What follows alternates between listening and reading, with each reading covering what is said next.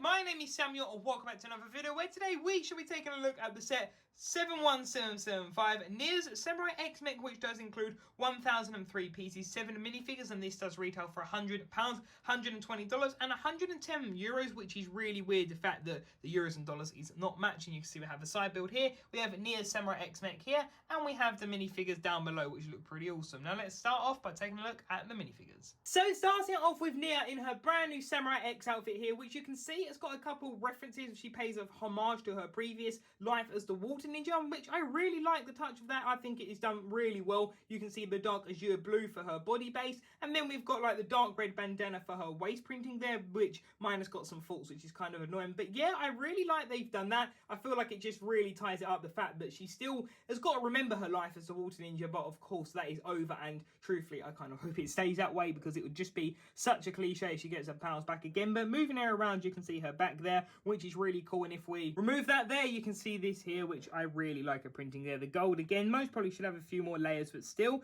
I really like this minifigure. I think this might be my favorite suit, maybe because it is dark azure blue, is obviously a shade of blue here, maybe that's why, but still I really like it. The movie face print, you can see that there, which kind of looks weird seeing it with a Samurai X that isn't a legacy, so that's pretty cool. And yeah, the waist, you can see, is definitely a bit dodgy on mine, but that's Nia. So next up we have got Jay in his golden armor here, which this is literally the same one as the set we've just done with Lloyd's golden ultra dragon. But yeah, here you can see this figure, which is really cool. It has the like the belt, all the buckles and everything, the armor. I really like this figure. I think it's done really neat. I love the fact that this is literally the same suit as you get in the temple, but with the golden armor included, which is pretty cool. So yeah, that's Jay, another really cool minifigure. So next up we have got Nelson, aka the honorary purple ninja, which is great to see him back again. It's a shame we don't have Antonia with him, but still it's really cool to see because he has the hidden side hood, the front printing there, he has the swords, which is really cool. Then we've got this flag, which I don't really get what these flags mean. There's two of them, so maybe there's a link to them, I'm not really sure. And if we quickly removing all of these accessories here, you can see his printing here, which I think is pretty cool. And then you can see the face mask, and then the back with his happy expression and his made up logo, which I think is pretty neat too. So then next up we've got Master Wu with his little flag in the back here, which that is pretty cool. And honestly, I'm not really a fan of the flag. You can see that there again, it's another one like Nelson's. I'm not exactly sure on what the inclusion is there, but still removing that, which is honestly what I just recommend. It just looks a lot better. There you can see Master Wu with the golden dragon armor, which is absolutely incredible to see back. I'm really disappointed to see that the sword isn't included, but still there you can see that, and there you can see the back, which removing all of his accessories, there you can see he's back with the ponytail there, which is pretty cool, and he has his Wu logo on the back, which is pretty neat. And there is the front printing, which I really like this outfit of Wu. I think it looks pretty cool. And actually, is that the golden armor underneath? It looks like he's got some type of armor, which is pretty cool. So then to fight by his brother's side, we have got Garmadon here, no longer a lord, but you can see all of his printing there, which is really cool. I love the fact that he has got like the purple and more sensei robes, which is really neat. And it does beg the question, if you look at the fact that he literally only has one pair of arms now, exactly why has he only got one pair of arms? But again, this is his only form, so it's going to be interesting to see how he loses them. If he does, maybe it's Lego not including them for some reason, but I doubt that. You can see he has this mask here, which that is so cool. His eyes squinting, which is slightly weird. And there you can see he uses that like new samurai helmet, which is pretty cool. And there you can see his face. So yeah, this Garmadon minifigure is absolutely fantastic. I'm really excited to see potentially Sensei Garmadon back. So that was Garmadon. So then amongst the returning characters and villains for the newest season Crystallize, we have got Pythor P. Chumsworth. He is back, which is honestly really exciting. I can't wait to see exactly what he does. We've seen a little bit, but we haven't really seen the true extent of his purpose in this season, so that is going to be really exciting to see. You can see he has the old head as well, and the nunchucks is the new design, which I really don't like. The reason we have got new nunchucks is literally just so we can put them in this new piece, which this new piece I like. I think it looks really cool, but I don't know, it doesn't really work with the golden weapons. You can see them there, so that's pretty neat, I guess. But anyway, there you can see Pythor with his face and all of that. Taking a look at the top, you can see that he's basically just got all the same printing. You can see the eyes, and if we quickly remove his head, and then there you can see his body printing and towel printing, which the body printing is like the same as the other council members of the Crystal King, which is pretty neat. And turning that around, you can see that there, so that's pretty cool. And I do like you have this element there, which is pretty cool. It's like new like crystallized armor, which though truthfully I think it is time to give him like the new head, which goes down with his mouth closed. I think that would look much nicer.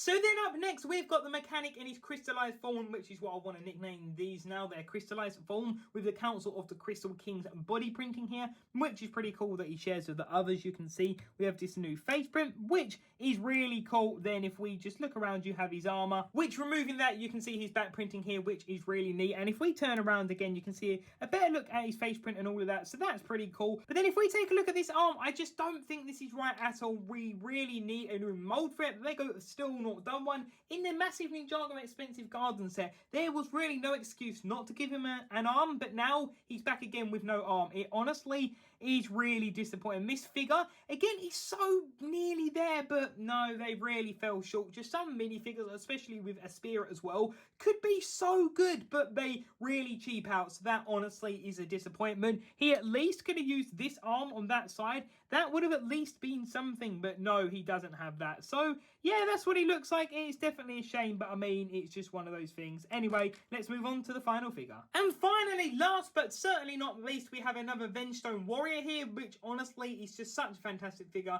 I love the fact that this is like an army builder figure, and we get these so many in the set, so that's really cool. You can see all the toe printing, all of the back printing. It sort of gives me Chima vibes, which is really cool. And this head, I absolutely love it. I just think it's such a cool mold. You saw his sword there, and that's what it looks like there. And just removing that, you can see that he's printing. So yeah, this is just another really cool minifigure. You can see his head there as well. So that is the Vengestone Warrior. Now let's move on to the actual build itself. So quickly, before taking a look at a closer look, when I was going through my footage and editing it, I realised that I didn't show a full body shot of it, like a full entire frame, which you can see this here. So yeah, that's what you can see. It looks really big, and it is generally a really tall one, and that's why you can hear the chair creaking, because I've got to sit so far back. But yeah, it's done really nicely, as you'll hear in a minute. But yeah, that's what it looks like all the way around. I think it's done very neat, and yeah, that is Nia's Samurai X in one frame. Now let's cut up to the close, starting at the top. So starting off with the mech, let's start off at the top here, where straight off the bat you can see this looks a little bit disproportional to me. It just doesn't exactly work, I don't think, as well. You can see that there, taking a look. It looks pretty cool, but it definitely could have been improved. I think the shaping could be better, to be honest. The eyes, the purple, I don't think really makes sense, because that's sort of the like opposite thing for like the villains this time round, so it's like really weird to see. But anyway, you can see that there, which looks really cool. I was gonna just point to this, that's why I went down there. But yeah, taking a look, you can see the X, you can actually move that, which is really cool. I do like the look of that. You've got the little horn there. Then moving down, you can see we have some waist detailing. We've got the pauldron, we've got the stickers, which honestly I think look really neat. We have these pieces from Seabound, which I love the fact that they've reused them. I wonder if in universe they actually are. I haven't really checked yet, and maybe that's like a reference that the Pixel has done, maybe to just remind Nia of who she was, not at least forget that, even though she can't be it anymore. Taking a look at the feet sticker in there, you can see that there, which is pretty cool. Moving around to the side, we've got one here, we've got these golden pieces. The feet are done pretty well. I have had a couple of issues with it being a little bit wibbly wobbly, but still, it's not too bad. The back of this is practically perfect. There's a few little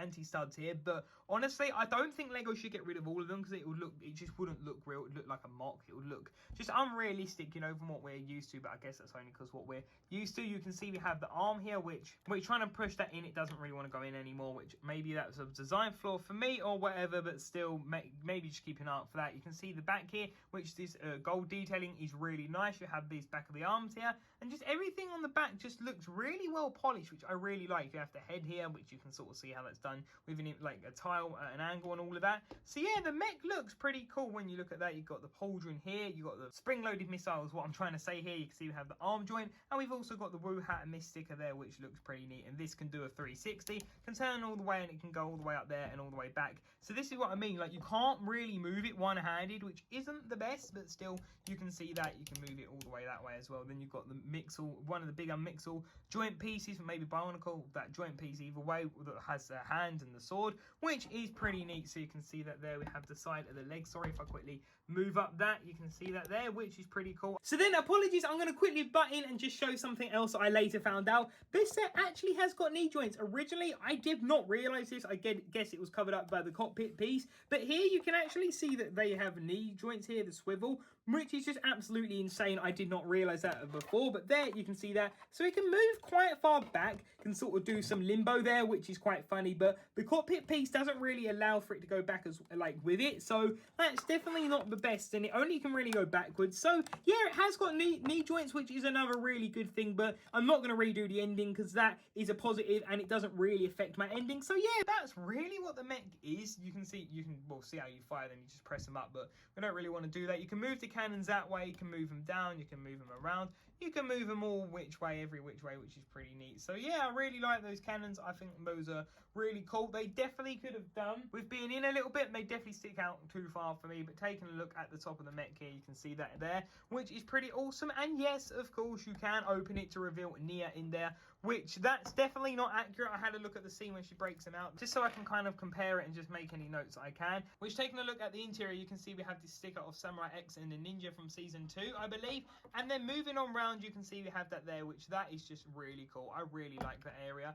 And yeah, that's what the cockpit looks like. I think it is definitely done well in there, but it's just not the most accurate to what it is. But yeah, that's what it looks like. It uses one of those big 2x4s, and yeah, it's definitely a good mech, don't get me wrong, but it's a bit repetitive. You know, once you've done them all, you've done quite a few at this rate. But yeah, that is what the mech looks like. I think it looks pretty neat. So let's quickly take a look at the monster build. So then, taking a look at this small little build here, you can see we have this crystallized beast of some sorts from Vengedome, I do presume. You can see this here. Originally we thought, could it be something to do with Unagami in his dragon form? No, it has nothing to do with Unagami. So yeah, this is really neat. Again, I love all the crystal stuff. The purple is just so cool. I honestly really like the look of it. It's just one of those colour schemes in translucent that I don't think is done often enough. But yeah, it's really neat. You can see that there. Taking a look at the top, you can see that there. It's nothing too much, but still, it's a really neat build. You can move the arms again, 180 and 180.